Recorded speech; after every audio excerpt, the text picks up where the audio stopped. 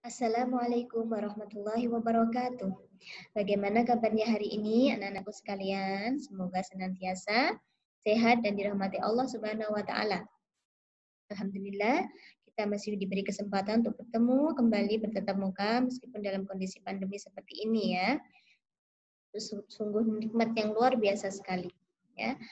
Sebelum kita mulai pembelajaran hari ini, kita baca basmalah dulu bersama-sama. Bismillahirrahmanirrahim. Hari ini ya Ustazah akan menyampaikan tentang wujud benda. Ya, di sekitar kita banyak sekali terdapat benda. Ya, mulai dari yang kasar sampai yang halus, mulai dari yang sulit dibentuk sampai yang mudah sekali untuk dibentuk. Ya, apa saja wujud benda itu? Langsung saja Ustazah share dulu. Nah, ini wujud benda ya dibagi menjadi tiga, yaitu ada benda padat, benda cair, dan benda gas. Ya. Apa saja sifat-sifatnya? Bagaimana supaya kita bisa mengenali itu benda padat, cair, atau gas? Sifat benda padat yang pertama yaitu memiliki berat. Ya, tentunya berat satu benda dengan yang lainnya berbeda. Ya, ada yang benda padat terasa ringan sekali, kita angkat ya, contohnya gelas ya, botol minum ya. Ada juga benda padat yang berat sekali untuk kita angkat, contohnya almari, meja ya. Kemudian sifat benda padat yang lain yaitu tidak berubah bentuk jika dipindahkan, jadi bentuknya tetap meskipun dipindah kemana-mana ya. Kemudian ada yang keras dan ada yang lunak. Contoh benda padat yang keras yaitu besi dan kerikil ya. Contoh benda padat yang lunak yaitu plastisin. Kemudian benda padat dapat berubah wujud ya, dapat berubah bentuk. Contohnya besi ketika dipanaskan ya meleleh ya, bisa dibentuk-bentuk menjadi pagar dan lain sebagainya. Apa saja sih contohnya? Ya, contoh benda padat. Ini ada gambar plastisin ya. Ini termasuk benda padat yang lunak ya, mudah dibentuk-bentuk sesuka hati kita tanpa menggunakan alat, bisa pakai tangan saja ya. Kemudian besi termasuk benda padat yang keras ya, sulit sekali dibentuk, sulit sekali dirubah wujudnya tanpa menggunakan alat ya. Kalau dipanaskan maka bisa diubah menjadi peralatan rumah tangga seperti pagar, ada lagi kursi, ya meja dan lain sebagainya. Kemudian ini contohnya batu, termasuk benda padat yang keras juga ya. Contoh lagi yaitu kayu. Kayu bisa dirubah bentuknya menjadi kursi, menjadi meja ya. Oke. Lanjut, sifat benda cair. Ya, dalam keadaan tenang atau seimbang, permukaan air rata.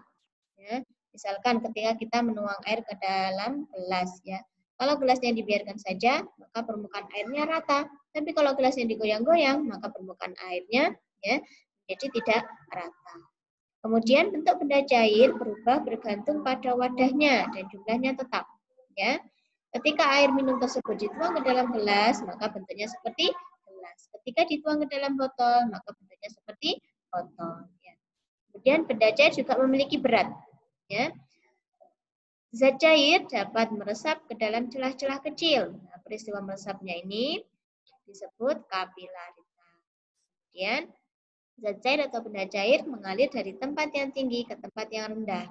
Contohnya air terjun, ya air terjun. Kemudian ketika kita menuangkan air dari teko ke gelas, nah itu juga mengalir dari tempat tinggi ke tempat yang rendah. Contohnya apa saja? Nah, ini air putih. Nah, ini dari atas ini ya. Dituang ke dalam gelas, gelasnya tidak digoyang-goyang, permukaannya rata. Ya. Ini mengalir dari tempat tinggi ke tempat yang rendah. Kemudian kecap.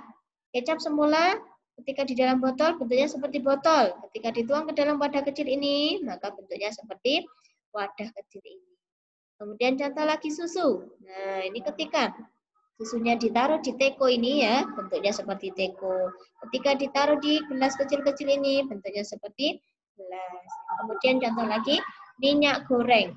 Ketika ditaruh di botol seperti ini, bentuknya seperti botol. Ketika misalkan bundanya mau goreng tempe, goreng kerupuk. Ya, ketika dituang di wajan, maka bentuknya minyak goreng juga seperti wajan. Nah, itu contoh benda cair dan benda padat. Ada juga benda gas, ya. Saya sampaikan sedikit ya di sini, karena nanti akan diperdalam lagi di kelas 3, insya Allah ya. Benda padat itu tidak bisa dilihat, tidak bisa diraba, ya, tidak bisa dipegang, tapi bisa dirasakan adanya. Contohnya apa? Contohnya yaitu udara. Nah, misalkan udara yang kita hirup setiap hari ini ya teman-teman ya, itu termasuk contoh benda gas. Tidak bisa dilihat, tidak bisa dipegang, tidak bisa diraba, tapi bisa kita rasakan. Ya. Ketika kita menghirup udara, ya, ketika udaranya bersih, maka terasa sejuk sekali ya. Ketika udaranya kotor, banyak polusinya, maka bisa sesak nafas. Ya. Kemudian contoh lagi, ketika teman-teman beli balon, ya, sebelum ditiup, itu kan balonnya kecil ya, kempes begitu ya. Ketika balonnya sudah ditiup jadi besar. Ya, di dalam balon itu ada udaranya, ada gasnya. Ya, tidak bisa dipegang, tidak bisa dilihat. Ya. Kemudian contoh lagi, mohon maaf ya, misalkan buang angin, ya, atau kentut, ya, itu juga termasuk benda gas, ya, tidak bisa dilihat, ya, tidak bisa dipegang, tidak bisa diraba, tapi bisa dirasakan. Bagaimana caranya? Misalkan bau ustadzah, ya, ketika ada temannya yang kentut, bau ustadzah, nah, nggak kelihatan kan wujudnya. Nah, itu contohnya benda gas, ya.